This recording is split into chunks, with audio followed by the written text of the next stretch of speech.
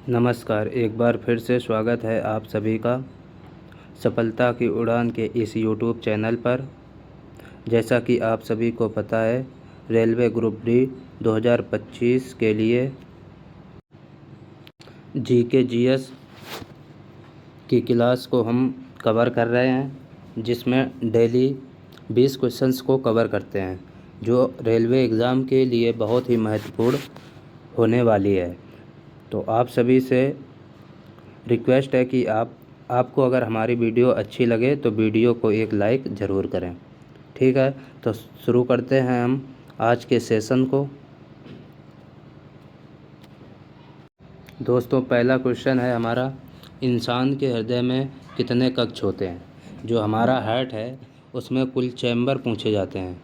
तो हमारे हृदय में कुल चैम्बर कितने हैं? तो 4 चैम्बर होते हैं। कितने? कुल 4 चैम्बर होते हैं। ऑप्शन सी राइट आंसर होगा। शरीर में आयरन की कमी से कौन सी बीमारी होती है? तो हमारे शरीर में आयरन की कमी से कौन सी एनीमिया नामक बीमारी होती है? कौन सी? तो एनीमिया आपका करेक्ट आंसर होगा। एनीमिया नामक बीमारी होती है।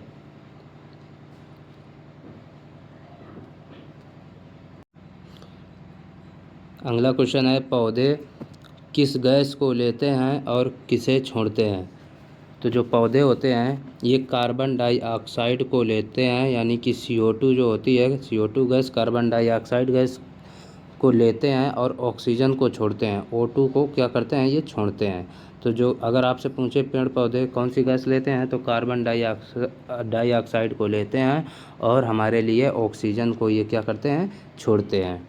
ठीक है।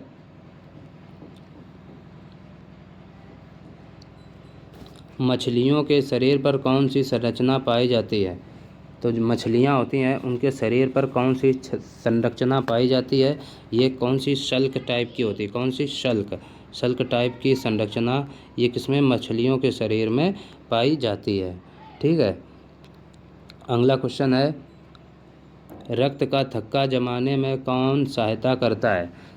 जो रक्त का थक्का है उसको जमाने में कौन सहायता करता है? ब्लड क्लोटिंग को जमाने में प्लेटलेट्स सहायता करती हैं। कौन सी? तो प्लेटलेट्स। ऑप्शन बी इसका करेक्ट आंसर हो जाएगा। पौधों में भोजन का परिवहन कौन करता है? तो बताना है, पौधों में भोजन का जो परिवहन है ये कौन करता है? ये फ्लोएम के द्वारा होता है। किसमें के द्वारा? तो फ्लोएम के द्वारा पौधों में भोजन का परिवहन होता है। किसके द्वारा? फ्लोएम के द्वारा। तो ऑप्शन बी इसका करेक्ट आंसर हो जाएगा।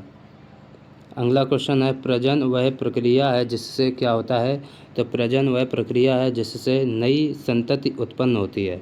इससे क्या होता है? नई संतति उत्पन्न होती है। प्रजनन वह प्रक्रिया है जिससे नई संतति उत्पन्न होती है। ऑप्शन सी इसका करेक्ट आंसर हो जाएगा। नवजात शिशु में कौन सा टीका जन्म के तुरंत बाद दिया जाता है? बताओ।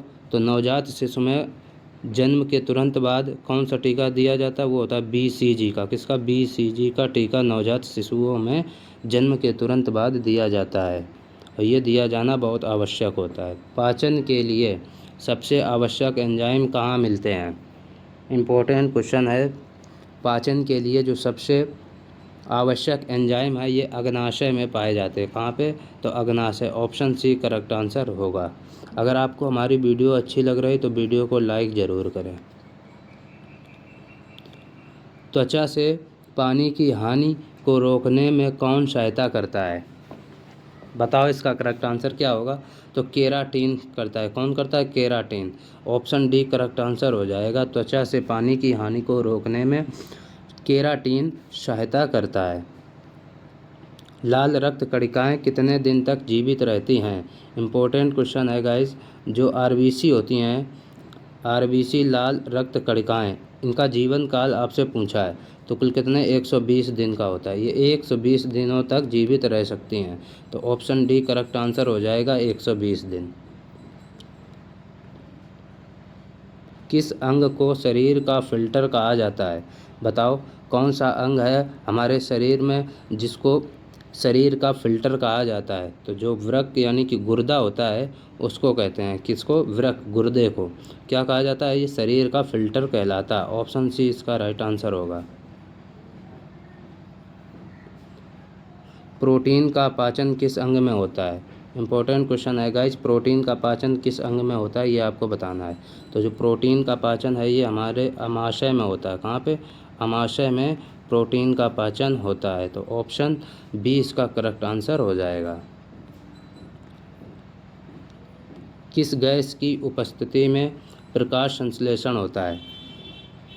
तो CO2, carbon dioxide. Carbon dioxide की उपस्थिति में प्रकाश संश्लेषण होता है। प्रकाश संश्लेषण के द्वारा ही पेड़ पौधे अपना भोजन स्वयं बना लेते हैं, ये आपको याद रखना है।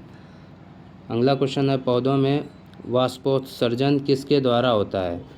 जो पौधों में वाष्पोत्सर्जन होता है ये किसके माध्यम से होता है? तो ये किसके? पत्तियों के माध्यम से होता है। किसके? पत्तियों के माध्यम से होता है। ठीक है, तो ये आपको याद रखना है। कौन सा जीव जल में भी और जल में भी और थल में भी जीवित रह सकता है?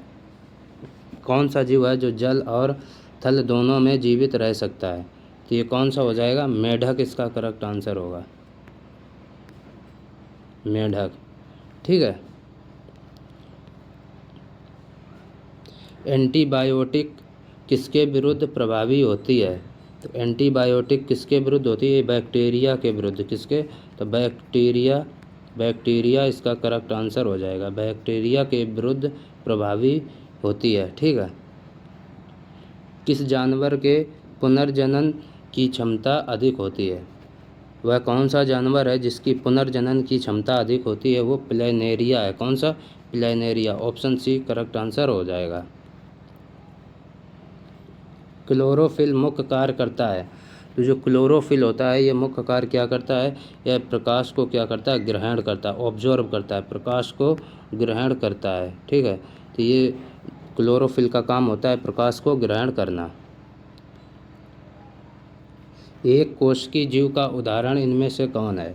तो एक कोशिकीय जीव कौन सा होता है? अमीबा। ये कई बार एग्जामों में पूछा जा चुका है, रेलवे का फेवरेट क्वेश्चन है।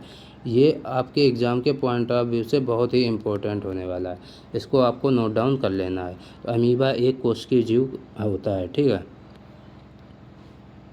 बच्चों में रिकेट्स बीमारी किस विटामिन की कमी से होती है? तो बच्चों में जो रिकेट्स की बीमारी होती है ये विटामिन कौन सा होता है?